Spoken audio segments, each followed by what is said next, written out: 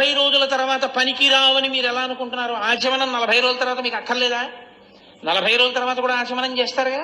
చెయ్యాలంటే ఎడంబుజం మీరు ఉత్తరీయం ఉండాలిగా, పైన వస్త్రం లేకుండా ఉండాలిగా, గోచి పోసుకుని పంచె కట్టుకునే దేవాలయాల్లో తిరగవలసి ఉంటుందిగా, చొక్కాలు వేసుకుని ఈశ్వరుడి దగ్గరికి వెళ్ళి పూజలు చేయకూడదుగా, మీ ఇంట్లో మీరు భోజనం చేసినా చొక్కా బనీను విప్పి కదా భోజనం చేయాలి.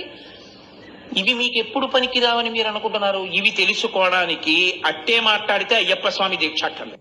అయ్యప్ప స్వామి దీక్ష తీసుకుంటే 40 రోజుల్లో అయిపోతుందనుకోవడం కన్నా మూర్ఖత్వం ఇంకొకటి లేదు. నేను ఆయన పాదాల దగ్గర కూర్చుని చెప్తున్నాను. ఇప్పుడు నేను చెప్పినవి 40 రోజుల తర్వాత పనికి రావని మీరు ఎలా అనుకుంటున్నారు? ఆచమనం 40 రోజుల తర్వాత మీకు అక్కర్లేదా?